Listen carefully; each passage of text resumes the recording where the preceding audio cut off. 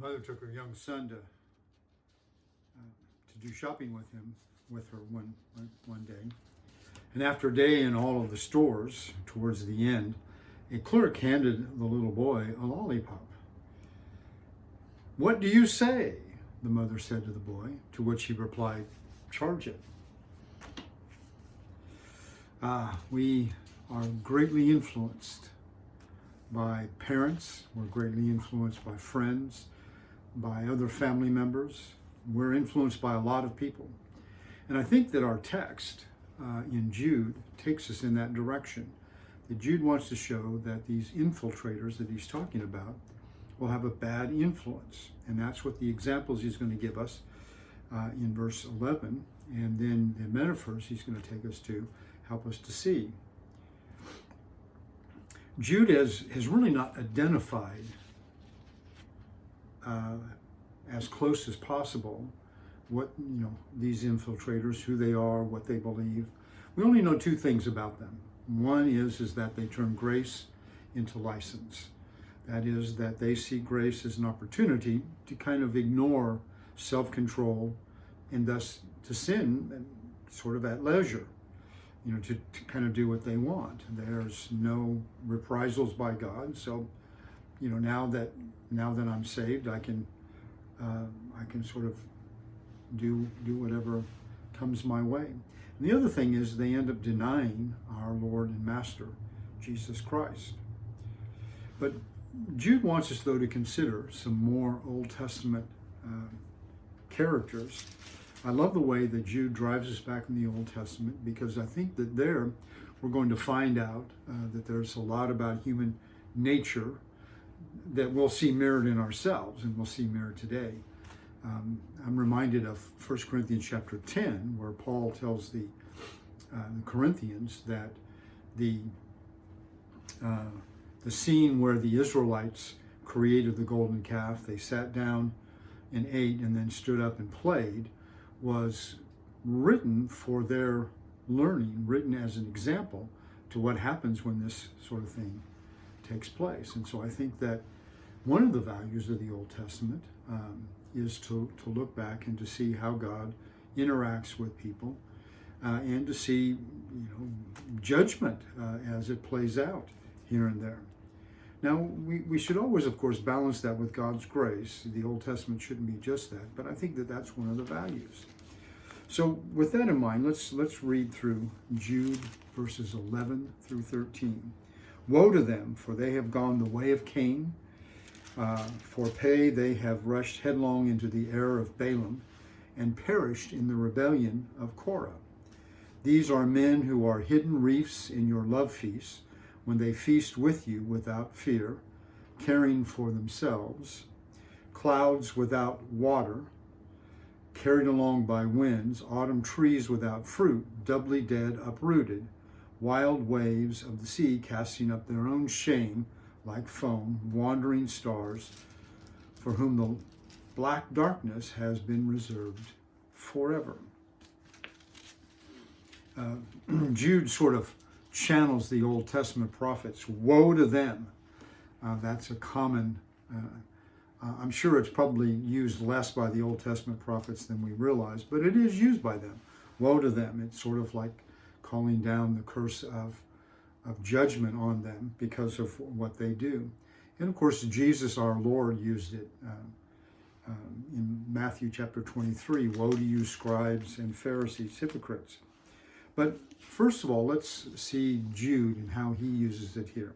Now, I'm going to, as I go through these characters, it would do you well to go back and to read the whole of what the Old Testament says about them and to read it carefully, because I'm just going to cover the highlights. But anyway, he says, first of all, they have gone the way of Cain. And this is kind of why I've titled my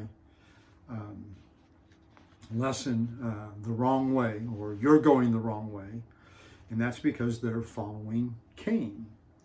Now, to remind you, Cain is the firstborn of Adam and Eve. At least that's what the testimony of Scripture tells us. He's a farmer versus his brother who's a shepherd. God accepts his brother's sacrifice, but not his. We won't go into, I'm not going to spend time going into why that is. We'll just note that he did. Cain becomes angry as God talks to him and tries to explain the situation. So Cain then gets his brother to come out with him to the field, and boom, he kills him. Presumably, he kills him out of anger and envy. Cain went then further east from Eden. I've noticed that in biblical geography, the biblical compass isn't quite the same as ours. East tends to be, going east is getting further and further away from God. Coming west gets you back into God. But anyway, so he's going further east. He gets married. Maybe God will tell us where Cain found his wife. Has kids. He builds a city, builds a society, builds an influence. 5 generations down, there's Lamech. There's Enoch, Irad, Mahujal, Methuselah, Lamech. Lamech marries 2 women, Ada and Zillah. And he proudly proclaims to his wife, there in Genesis chapter 4, I've killed a man for wounding me, a boy for striking me. There's no life for life, wound for wound, eye for eye here. You touch me, I kill you. He's an angry, arrogant man, and he does what he wants. But you see, this is Cain's influence. This has come about because Cain is the one who started things off. And, you know, it's important for us to see that that family has a great influence on us. I was reading about a book that followed 300 people. I don't know how many families. I think I don't know how many families there were, but followed them through 3 generations, and wrote about what influenced them to stay faithful. And the number 1 influence was parents who were faithful themselves. The number 2 influence was grandparents who were faithful. So here, it's just the opposite. Cain is an angry, envious, impulsive guy. And this goes on to each generation. And 5 generations later, it's still happening. There was a lady who came to her preacher one time and attempted to rationalize her anger and her angry outbursts. She says, there's nothing wrong with losing my temper. I blow up, and then it's over. The preacher said, so does a shotgun, and look at the damage it leaves behind. Cain left damage. So you see, when these infiltrators come in, if you allow them to influence you, they may influence you for anger, so be careful. The second individual is Balaam. For pay, they rush headlong into the era of Balaam. Balaam is found in Numbers 22 through 24. What happens is Israel's wandering through the wilderness on their way to the promised land. They're still in their 40 years, and so they're not quite ready to enter in. But they come up on the east side of the of the Dead Sea and the Jordan River, and they're kind of up in what came to be the area of Moab. And the king of Moab, he gets concerned about them, and so he knows that there's this prophet named Balaam, and so he sends some officials and lots of gold and says, come and curse my enemies. And so Balaam goes out and asks God, and God says, no, you can't do it. And he comes back and says, listen, I can only say what God tells me to say. So the answer is no. Well, the king of Moab is really desperate, so he sends greater officials and offer of more money to them, or more gold. And Balaam goes back and asks God a second time. And this time God says go, but let me remind you, you can only say what I say. Now, there's a donkey incident where the donkey, of course, talks to Balaam on the way. And what it is that there's an angel of the Lord ready to kill Balaam. And it kind of seems to me that this indicates that God knows what's going on in Balaam's heart. Balaam really wants the money. He really does, or the gold. And so this is to remind him that he can only say what God puts in his mouth. So 3 times Balaam blesses the Israelites. And the king of Moab, of course, is furious and angry, can't believe what is happening. And so he says, I would have made you rich. And Balaam said, hey, you could have given me a whole a house full of gold, and it wouldn't do any good. I can only say what God says. What's interesting, though, is I said that this is in Numbers 22 through 24. Balaam sort of bows out for the moment, and in chapter 25, all of a sudden the Moabite women are coming into the camp, and they're seducing Moabite men. And they're, of course, worshiping other gods and doing whatever the Moabite women are seducing them to do, and there's fornication involved. And in fact, one man, blazingly brings his seductress back to his tent, and they go in, and of course you know what they're doing in there. And Phinehas, who is the grandson of Aaron, the brother of Moses, the high priest, he takes a spear and drives it through both of them and kills them. And there also happens to be a plague at this time, and 24,000 died. And with Phinehas, he stops the plague. Well, we learn a little bit later on in Numbers chapter 31, when the Israelites go back and they attack the Moabites again, that Balaam is killed. And in verse 16, it tells us that Balaam was the one who counseled them for this incident that happened in Numbers chapter 25. So you see, Balaam had to have that gold, and he found a way to get it.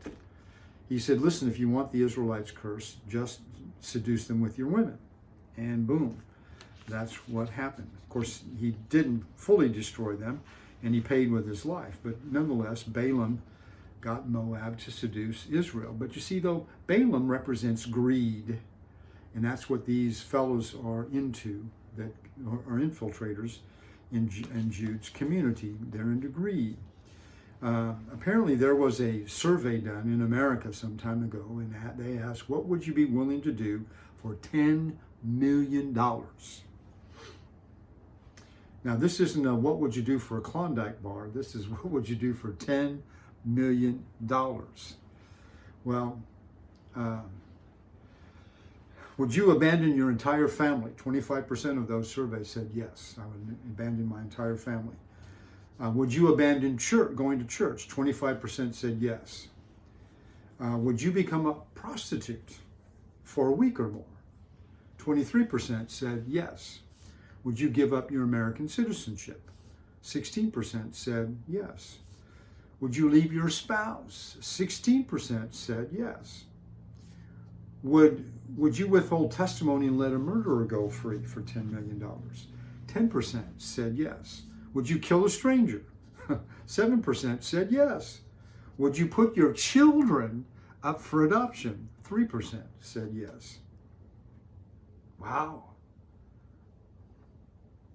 Desire for money, greed, would cause us to do all kinds of things. And you see, when people are greedy, that's bad influence. The last thing is the rebellion of Korah.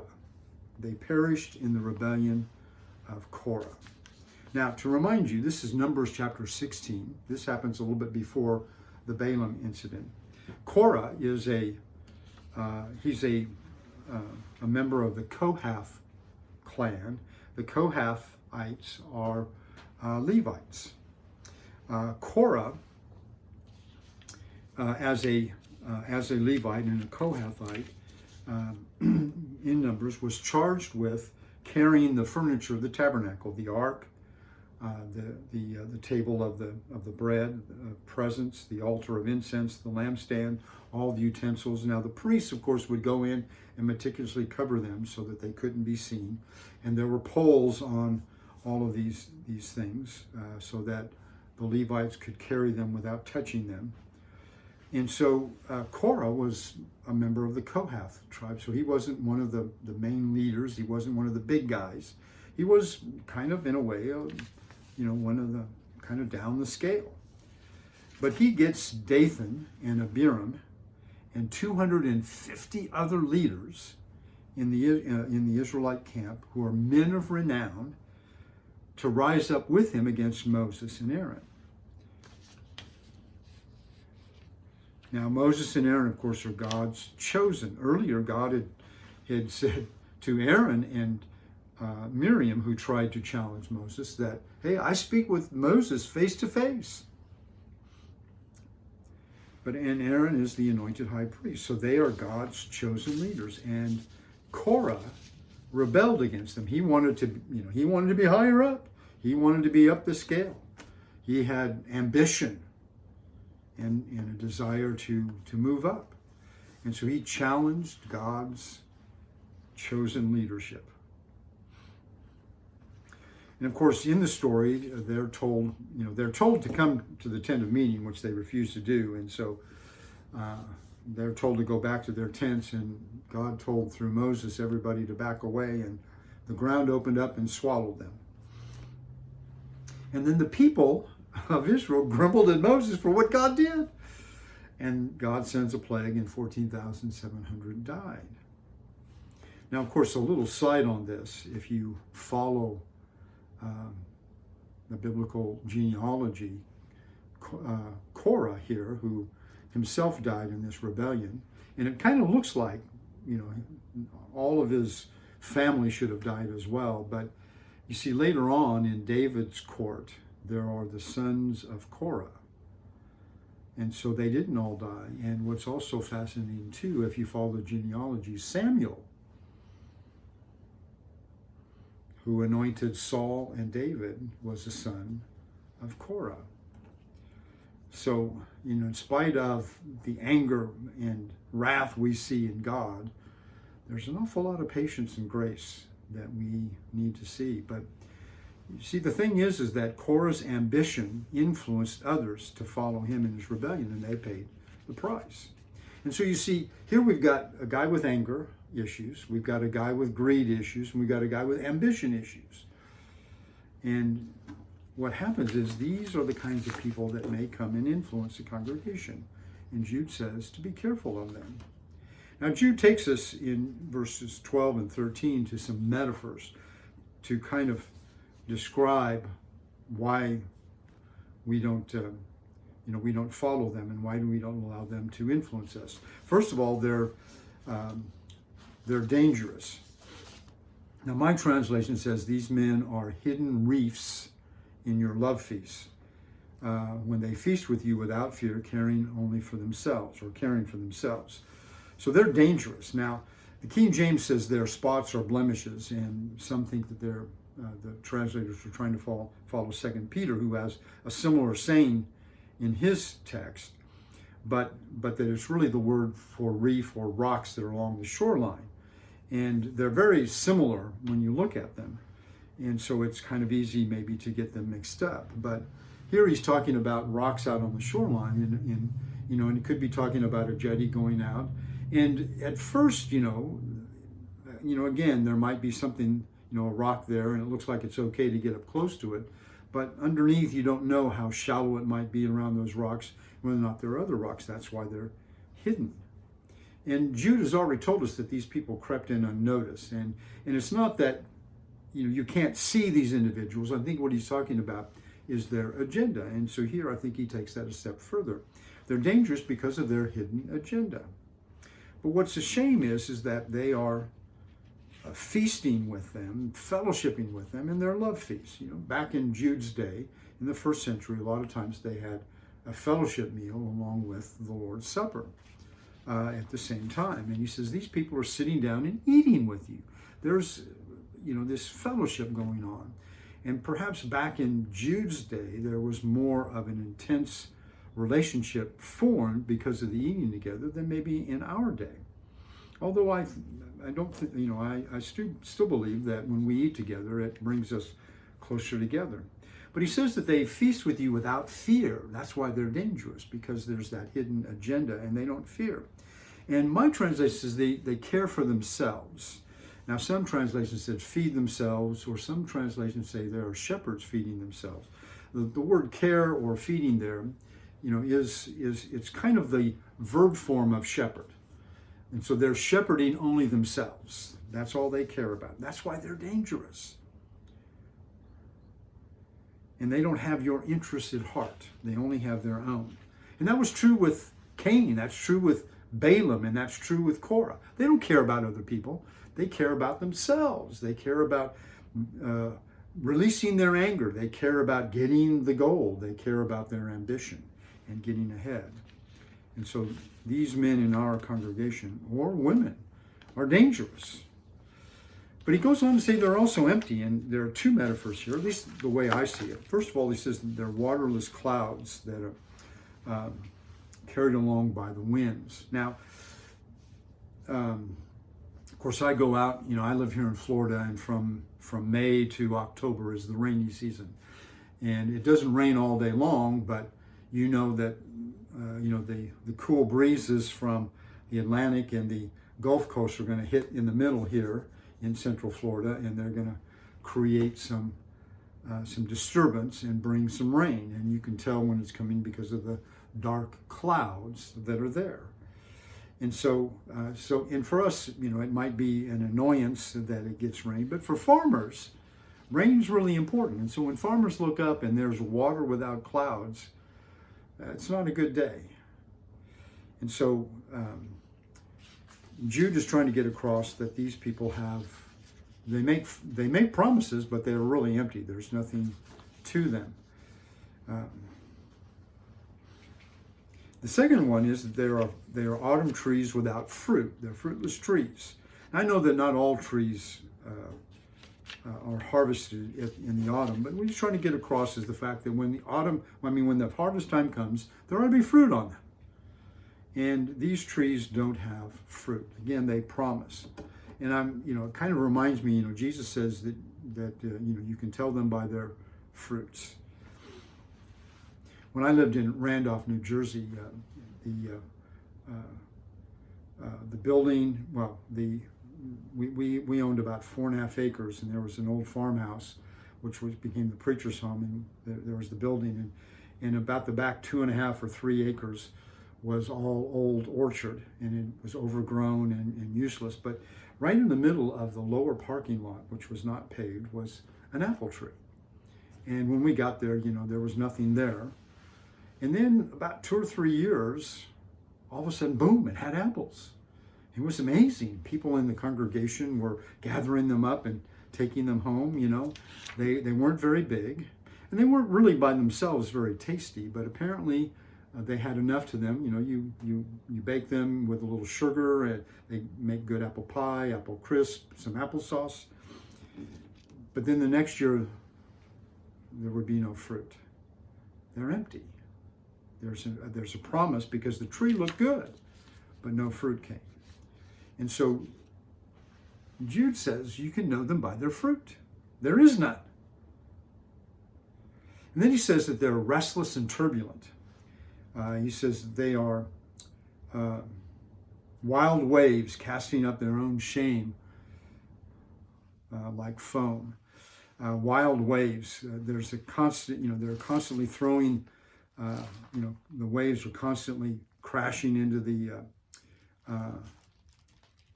shoreline. And the wild seas there are often depicted in Scripture as representing the evil. Isaiah chapter 57 and verse 20, Isaiah says, "But the wicked are like the tossing sea, for it cannot be quiet, and its waters toss up refuge and mud. There is no peace." When we lived in Vandenberg Air Force Base, I was really excited when we moved there from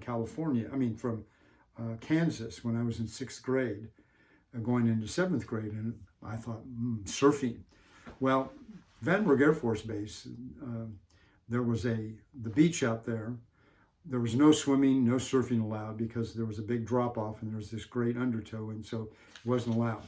But when you went to the beach, there were, as the waves came up, there was a constant leaving behind seaweed.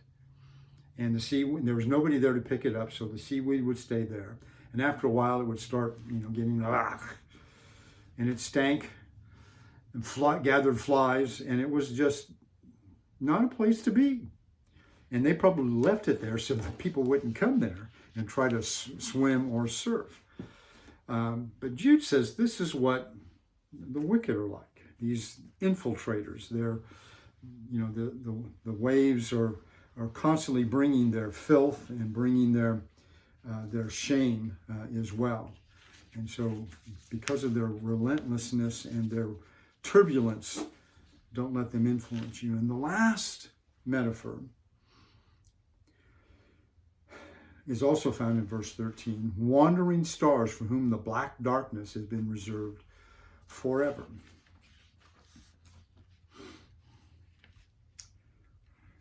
I don't know much about the constellations and the stars. I do know that even though there's some shifting of them, there's some constancy that sailors in ancient times figured out, and they could guide themselves by the stars. And so they knew the stars became reliable. And so what Jude here is sort of proposing, what if the stars suddenly moved in inconsistent ways? Well, they become unreliable.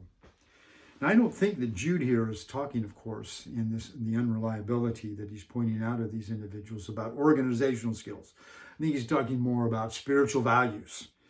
They change with the times.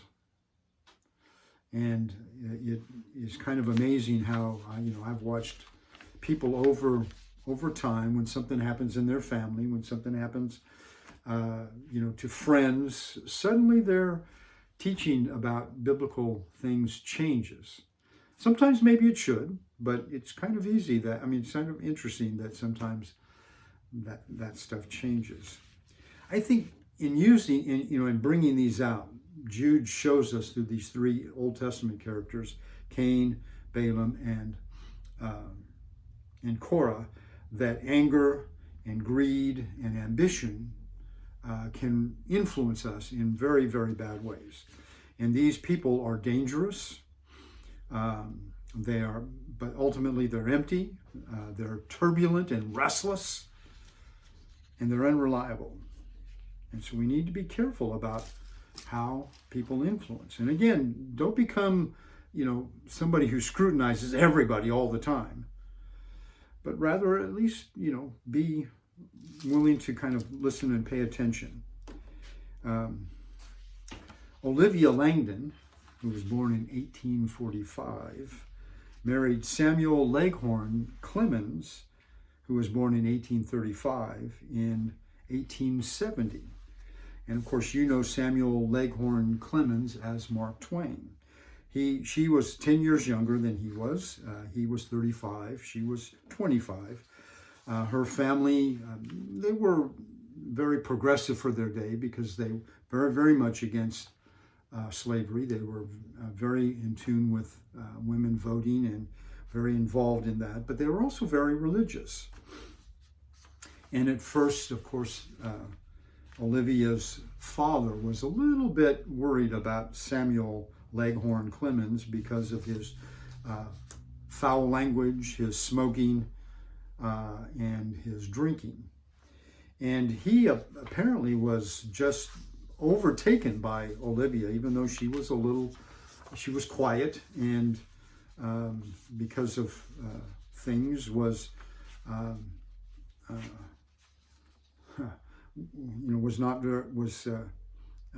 partially paralyzed.